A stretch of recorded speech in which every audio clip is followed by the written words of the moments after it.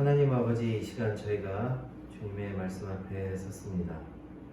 언제나 우리에게 말씀으로 교훈을 주시는 주님 앞에서 겸손히 우리 모두가 귀 기울이게 하시고 말씀을 쫓아서 살아갈 수 있는 믿음으로 우리에게 허락하여 주시옵소서. 전하는 저 역시도 주님 앞에 한없이 부족함이 많지만 하나님의 말씀을 잘 증거할 수 있도록 도와주시옵소서. 우리 주 예수 그리스도의 이름으로 기도드렸습니다. 아멘. 우리는 매주 주일마다 이렇게 함께 모여서 예배를 드립니다. 우리 예배를 위해서 많은 분들이 수고를 해주고 계십니다. 근데 이제 이것은 또 우리 각 사람이 마음대로 하는 것은 아니고요. 저희가 예배를 드릴 때는 정해진 순서에 따라서 예배를 드립니다. 예배 순서는 어디에 있냐면 주보 속에 있습니다. 매주 목사님께서 주보를 예쁘게 만들어 주셔서 예배실 뒤쪽에 놓아주시면 우리는 그것을 보면서 함께 그 순서에 맞춰서 예배를 드립니다. 우리 주보에 보면 시도 있고 그런데 또 예배 순서도 있고 오늘의 말씀도 있고 그 주보가 사실은 참 중요하지요. 어떤 분들은 주보를 되게 싫어하기도 합니다. 그 목사님들 가운데서 주보 싫어하시는 분들은 예배 시간에 주보를 보면서 오타를 찾고 계신 성도님들을 볼 때 속이 터지셔서 그런지 주보를 별로 안 좋아하시는 분들도 계십니다. 어쨌든 예배 순서가 우리 주보 속에 나와 있는데 보면 굉장히 잘 짜여져 있는 것을 볼 수가 있습니다. 요즘은 그 성시 교독, 그 교독문을 안 하는 교회가 제법 있습니다. 그런데 이 성시 교독은 사실 굉장히 중요한 예배 순서입니다. 왜 중요하냐면 이 성시 교독이야말로 이 교회가 시편을 굉장히 소중히 여겨온 그런 전통이 이 속에 담겨 있기 때문입니다. 에베소서 5장 19절에 보면 시와 찬미와 신령한 노래들로 서로 화답하며 라고 되어 있죠.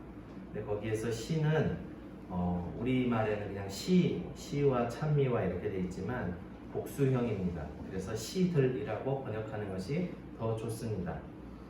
그래서 시들과 찬미와 신령한 노래들로 서로 화답하며 여기서 성시교독의 전통이 생겨났습니다. 교파마다 차이는 있지만 교회는 시편을 항상 소중히 여겨왔습니다. 그 이유는 뭘까요?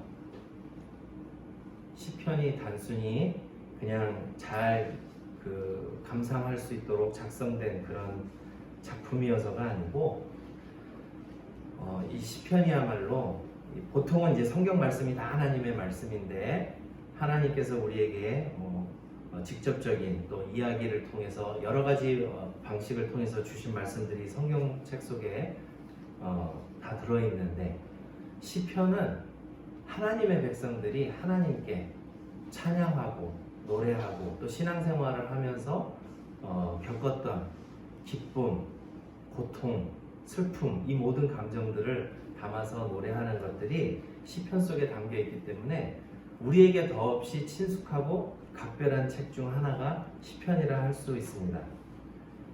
물론 시편은 하나님의 감동으로 된 하나님의 말씀이지만 동시에 또한 하나님의 말씀을 쫓아서 살아가는 하나님의 백성들의 노래이기도 합니다.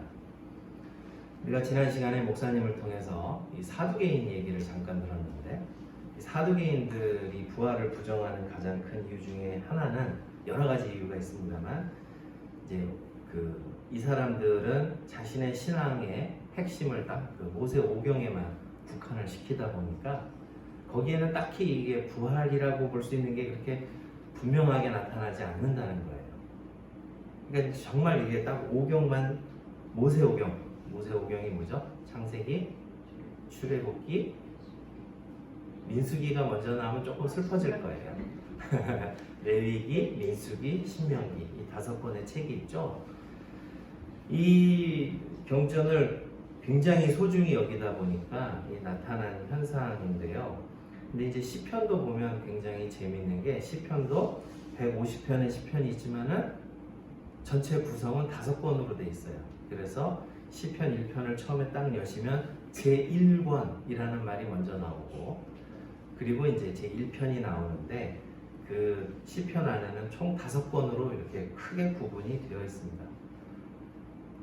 이게 무슨 의미인가 라고 생각해 볼 때에 이 모세 오경의 짝을 맞춰서 구성이 되어 있는 거죠. 그러니까 우리 모세를 통해서 하나님께서 하나님의 계시를 드러내 주셨는데, 그 말씀을 쫓아서 살아가는 백성들의, 하나님 나라 백성들의 노래, 그리고 기도, 탄식, 또 그 가운데는 그 기쁨의 찬양, 이런 것들이 시편 속에 들어있기 때문에 어떻게 보면 좀 짝을 이루고 있다, 이렇게 생각을 해볼 수가 있습니다. 그래서 시편은 하나님 말씀에 대한 반응이며 동시에 신앙생활에 아주 많은 교훈을, 굉장히 또 직접적인 교훈을 주겠죠. 우리 앞서 살아갔던, 하나님의 말씀을 쫓아 살아갔던 이들의 그런 반응들이 담겨있기 때문에 우리에게 더없이 친숙하고 소중한 책이라고 할 수가 있습니다. 사도신경 순서도 있죠. 교동문 앞에. 사도신경도 사실은 굉장히 중요한 그 신앙 고백문이죠. 우리가 이거 예배 순서 시간에 이거 사도신경을 항상 우리의 신앙 고백으로 하고 있는데, 한 가지 우려가 되는 것은 그냥 눈으로 글자를 읽고 지나간다든지 외우기 때문에 쉽게 지나갈까 하는 우려가 늘 있습니다. 사도신경은 굉장히 우리 신앙에 있어서 중요한 고백입니다. 1536년에 종교개혁자였던 요즘 이 사람 이름을 부르기가 참 어렵습니다. 옛날에는 영어식으로 존 칼빈이라고 했는데 요즘은 본래 나라 국적에 따라서 불러주어야 한다고 해서 장 깔뱅이라고도 합니다. 자기 스스로는 이 사람이 라틴어로 요하네스 칼비누스라고 했기 때문에 도대체 뭐라고 불러야 될지는 잘 모르겠는데, 어쨌든 요즘 추세에 맞춰서 장 깔뱅이라는 사람이 기독교 강요라는 책을 썼습니다. 이 기독교 신앙에 있어서 굉장히 중요한 책입니다. 기독교 강요, 굉장히 말이 어렵죠. 기독교를 강요하는 책인가 생각할 수도 있는데 그런 책은 아니고요. 한자가 어려울 때는 가끔 뒤집어 보면 굉장히 확 와닿을 때가 있습니다. 근데 뒤집어도 사실은 잘 안 와닿아요. 기독교 요강 그러면 조금 이전 세대 분들은 이상한 생각을 하실 수도 있습니다.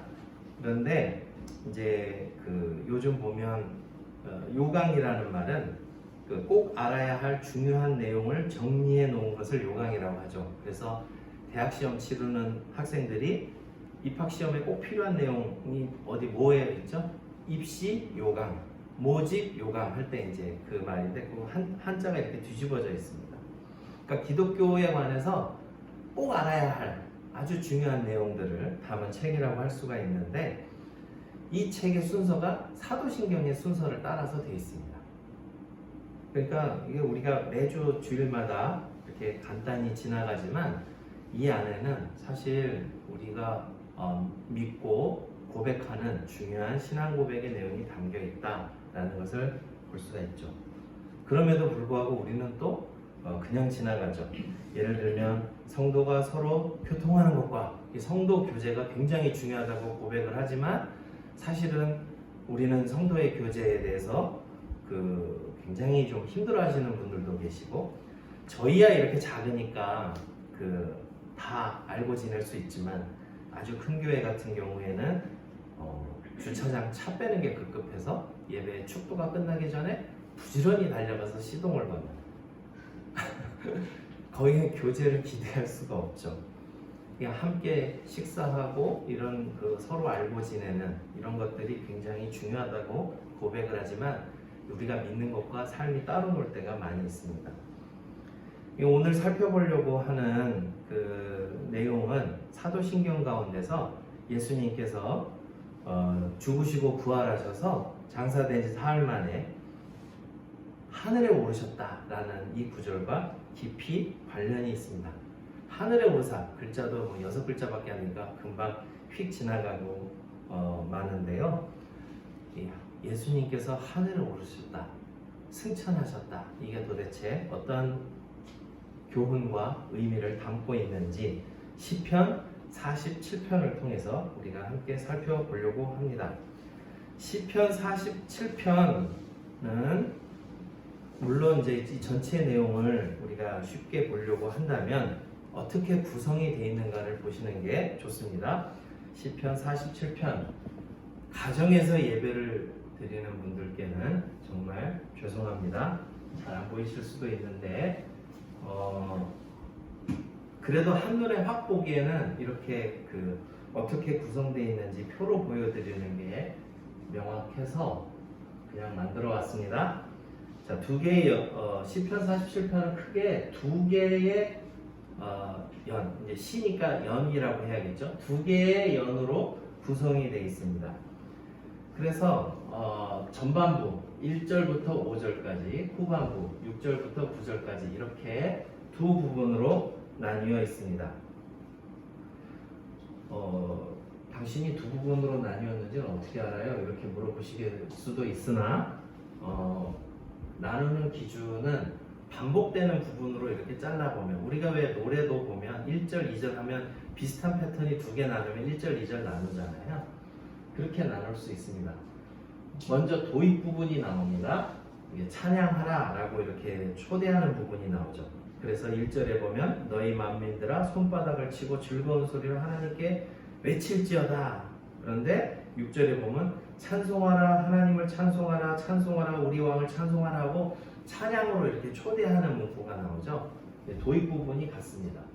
그 다음에 그 찬양으로 초대하고 난 다음에는 이유가 나와요. 왜 우리가 하나님을 찬양해야 되는가? 왜 손바닥을 치고 즐거운 소리로 하나님께 외쳐야 하는가? 이유가 나오는데 2절, 3절 하나님은 온 세상의 통치자이시다.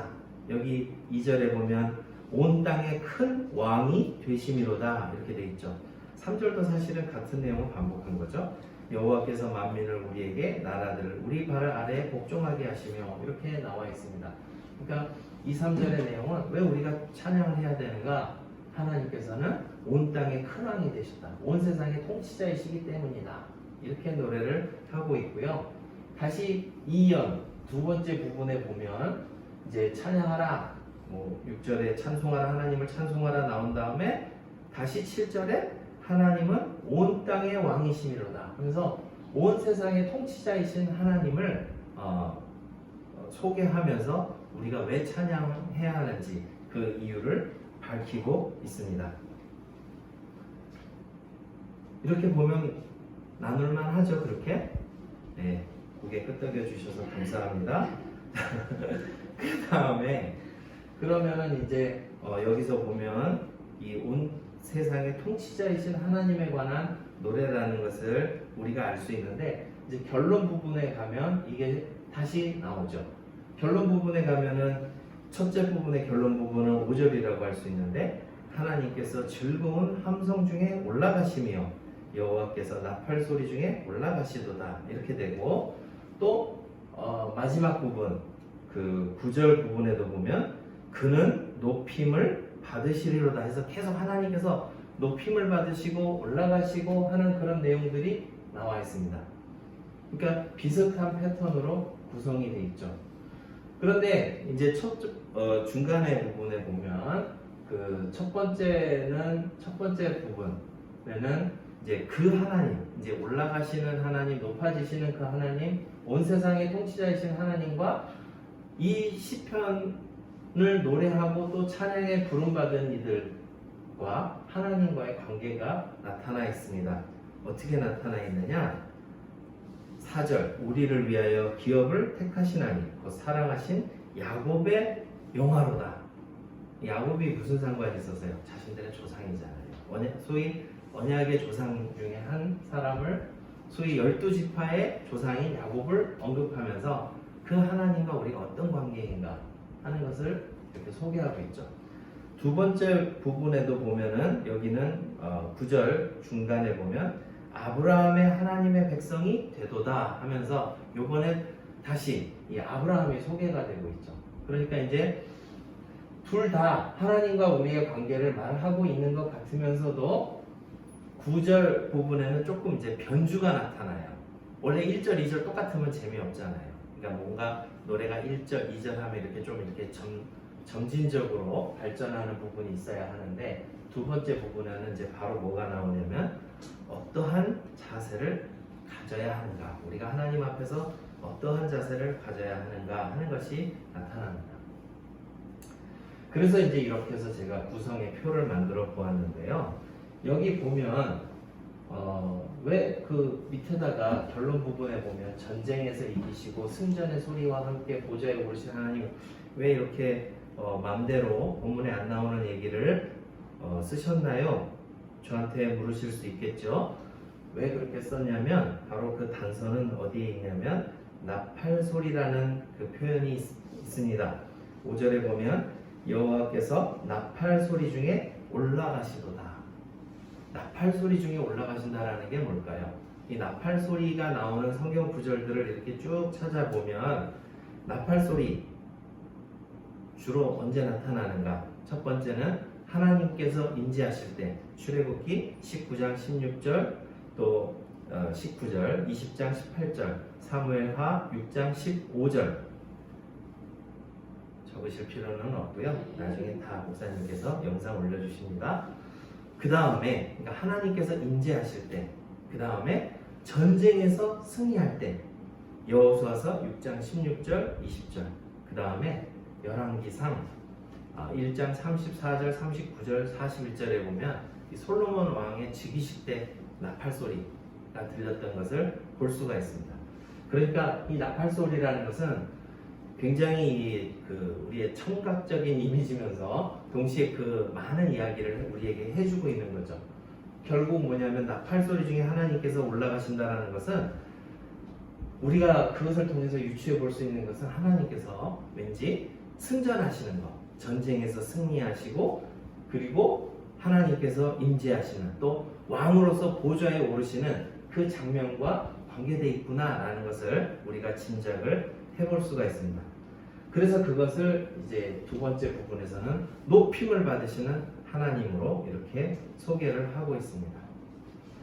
그래서 결국은 이제 시편 47편에서는 하나님께서는 온 세상의 통치자시다.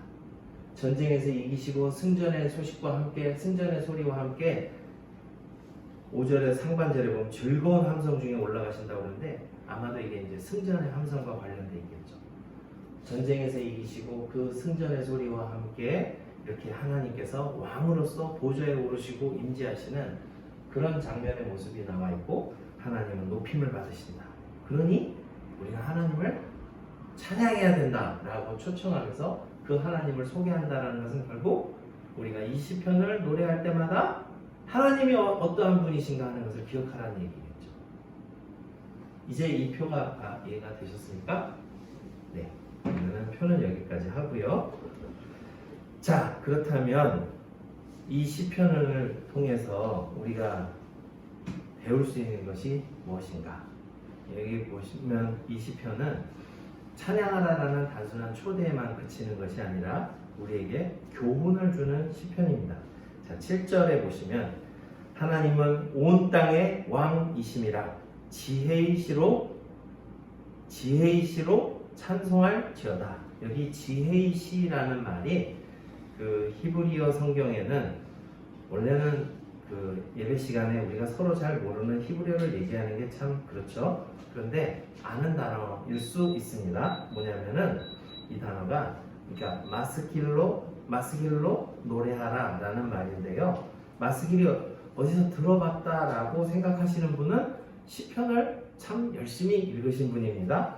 시편에 보면 표제어 중에 표제어, 그러니까 시편 옆에 보면 이렇게 조그만 글씨로 뭐 고라자손의 시, 오늘도 나와 있죠. 그런데 보면 이 마스길이라는 말이 종종 등장을 합니다.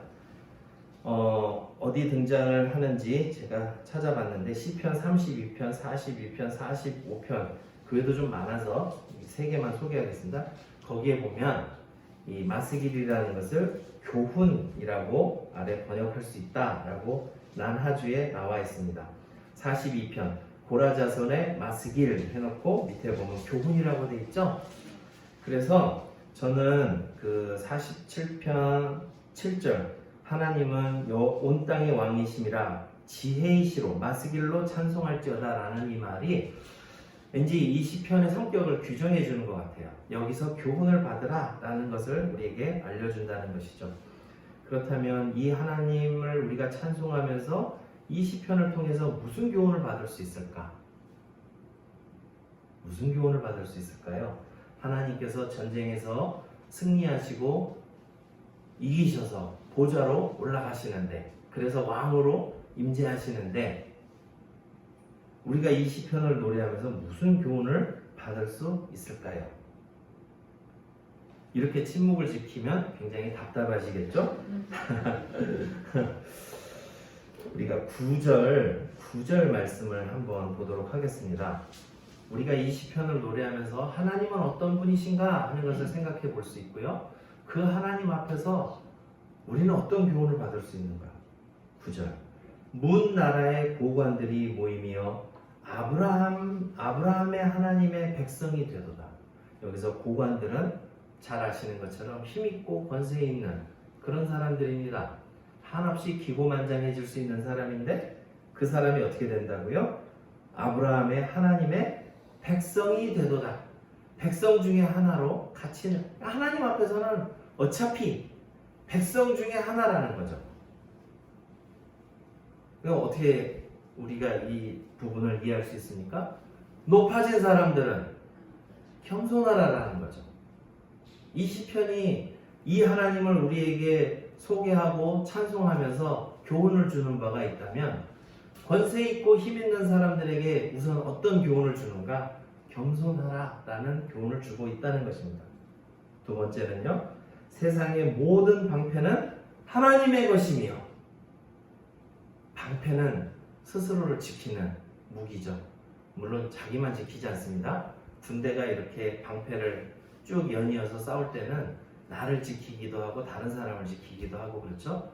또 군대가 나가서 싸울 때는 뒤에는 사랑하는 가족들이 있을 수 있죠.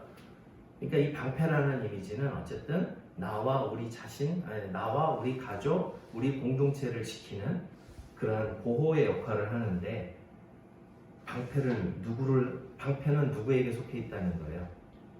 하나님의 것이다. 그러니 하나님을 신뢰하라. 하나님은 어디 그냥 한쪽 구석의 조그만 민족의 그런 하나님이 아니라 이 시편에서는 온 땅의 큰 왕이 되시고 온 세상의 통치자이신 하나님이시기 때문에 우리 모두는 하나님을 신뢰해야 한다. 그러니까 시편 47편의 교훈은 크게 겸손과 신뢰, 이렇게 두 가지 교훈으로 나눠볼 수가 있습니다. 그렇다면 이것이 예수님 승천과 무슨 상관이 있는가 생각해 볼 수 있는데요. 그것은 바로 이 시편에서 계속 나왔던 하나님께서 올라가신다 5절 말씀, 높임을 받으신다 9절 마지막 부분에, 이 결론 부분에 나오는 이 구절을 통해서 이것이 예수님께서 승천하신, 제자들 앞에서 승천하신 의미가 무엇인지를 우리에게 알려줄 수 있겠구나, 이제 그런 역할을 한다는 것을 우리가 보는 것이죠. 잘 아시는 것처럼 누가복음 24장 51절, 사도행전 1장 9절에서 11절에 보면 예수님께서 죽음을 이기시고 부활하셔서 하늘로 올라가셨죠. 그것을 지켜볼 때 제자들이 예수님 이런 것도 할 줄 아셨네? 그런 마음으로 지켜봤겠습니까? 아니죠. 예수님께서 그들 앞에서 하늘로 올라가셨다라고 하는 것이 보여주는 바가 바로 이 시편 47편의 모습과 같은 것이죠. 죽음의 세력을 이기시고 승전하시고 즐거운 함성 중에 보좌로 올라가시는, 그래서 우리가 사도신경에서 뭐라고 고백하죠? 하나님 보좌 우편에 앉아 계시다가 저리로서가 뭐죠? 그곳으로부터 그 권세를 가지고 세상을 심판하러 오시는 하나님을 우리는 믿는다고 사도신경에서 고백하고 있는 것이죠. 그러니까 예수님의 승천은 단순히 예수님께서 이런 것도 하실 줄 아셨구나, 이런 신기한 어떤 능력의 한 모습을 보여주는 것이 아니라 예수님께서 십자가에서 죽으시고 부활하신 사건이 바로 이 죽음의 세력을 이기시고 보좌 우편에 앉으시는, 곧 온 세상의 통치자가 되심을 분명히 보여주는 사건이라는 것을 우리가 배울 수 있는 것입니다. 우리는 매주 사도신경으로 우리의 신앙을 고백하면서 예수님이 이런 분이라고 고백을 하는데, 정작 우리가 신앙생활을 하면서 이러한 예수님의 모습을 자꾸 잊어버리는 경향이 있습니다. 죽음의 세력을 이기시고 하늘 보좌 우편에 앉아 계시는 예수님. 근데 왠지 그 예수님은 멀리 계신 것 같고, 뭘 하고 계시지? 잠깐 그동안 십자가에서 너무 힘드셔서 쉬고 계시나? 뭐 이렇게 생각하실 수가 있는데, 천만의 말씀이죠. 우리가 이 예수님을 깊이 생각하지 않기 때문에 나타나는 현상이 뭐냐면, 하나님에 대한 신뢰가 무너질 때가 많죠. 세상에 난무하는 악을 바라보면서 마음이 무너지고, 성경에서는 분명히 세상의 모든 방패는 하나님의 것이며 라고 했는데, 어떻게든지 내가 내 살 길을 찾아야 할 것 같은 그런 유혹이 찾아오죠. 낙심하기 쉽습니다. 또 때로는 믿음과 행함이 따르노는 이중생활을 하기가 쉽습니다. 교만한 사람들이 교훈을 받지 못합니다. 예수님께서 하늘 보좌 우편에 앉아 계셨는데, 그래서 우리는 그 백성들 중에 한 사람인데 세상에서 뭘 조금만 얻으면 내가 마치 뭐 대단한 사람이 된 줄 알고 아주 갑질을 해대는 경우가 많이 있죠. 이것은 하늘 보좌 우편에 앉아 계신 예수님을 충분히 바라보지 않을 때 나타나는 현상들입니다. 제자들은 어땠을까요? 제자들은 이 의미를 알았습니다. 예수님의 승천을 바라봤던 제자들, 사실 그 이전까지 제자들 중에 가장 큰 화두는 뭐였냐면 누가 크냐였습니다. 누가 예수님 제자 중에 큰 사람인가? 그런데 이 승천 사건을 바라본 이후 제자들은 마음을 같이하여 기도하기 시작했다라고 사도행전 1장 14절은 우리에게 가르쳐주고 있습니다. 오순절날 성령님이 오셔서 기도하기 시작한 게 아니고요, 예수님의 승천을 바라본 제자들이 마음을 같이하여 기도하기 시작했습니다. 아브라함의 하나님의 백성이 되도다. 우리도 아무리 여기서 누가 도토리 키재기식으로 길고 짧으냐 뭐 별 짓을 다 해봐도 순간 욕 나올 뻔했습니다. 죄송합니다. 네, 어쨌든 별 짓을 다 해봐도 하나님 앞에서는 그냥 아브라함의 하나님의 백성이 될 뿐입니다. 그래서 마음을 같이하여 기도하기 시작했습니다. 한 명 빠진 김에 기득권을 행사할 수도 있었지만 사도의 충원을 기도하면서 제비뽑기를 했습니다. 이후 오순절 성령 임하신 이후에는 자신들의 손을 통해서 기적이 나타날 때에도 자신들의 것으로 돌리지 않았습니다. 신뢰의 모습은 사도행전에 보면 무수히 많죠. 복음을 전하지 말라는 온갖 위협에도 담대하게 해달라고 하나님 앞에 기도하는 모습을 우리는 사도행전 4장 24절에서 보게 됩니다. 스데반 집사님 순교를 앞두고 눈앞에 그냥 막 이 돌을 들고 죽이려고 다가오는 이 살기등등한 사람들을 바라보면서 누구를 보죠? 보좌 우편에 서신 예수님을 보면서 오히려 자신을 죽이려고 하는 이들을 위해서 기도합니다. 이런 담대함이 어디서 나오죠? 예수님이 지금 어디에 계시는가? 예수님이 어떤 분이신가 하는 것을 보았기 때문에 나오는 것입니다. 사도행전 16장에 보면 선한 일을 하고도 도리어 매를 맞고 감옥에 갇힌 바울 사도와 신라 선생님의 모습을 보죠. 나는 선하게 살았는데 젠장 이게 어떻게 일이 이렇게 잘못돼가지고 내가 도리어 매를 맞고 갇혔는가? 감옥 안에서 불평하지 않고 도리어 기도와 찬송을 올려드렸던 것, 무엇 때문이었습니까? 바로 이 보좌 우편에 앉아 계신 예수님을 바라보았기 때문입니다. 시편 47편은 정확하게는 규정할 수 없지만 아마도 이 시편이 노래된 것은 이방과의 승리의 경험 속에서 노래된 것 같습니다. 사실 구약에서 이스라엘이 승리한 경험이 있지요. 자신들의 힘이 아니라 하나님의 힘으로요. 출애굽 때 그 당시로서는 세계 최강대국이라 할 수 있는 이집트의 파라오를 꺾으시는 하나님을 그들은 보았습니다. 아모리 왕 시온과 바산 왕 옥을 이기신 하나님을 그들은 보았습니다. 손 하나 까딱하지 않아도 여리고성이 무너지는 것을 그들은 보았습니다. 그래서 이런 시편을 노래할 수 있었을까요? 우리가 이 표제를 다시 봐야 합니다. 고라 자손의 시.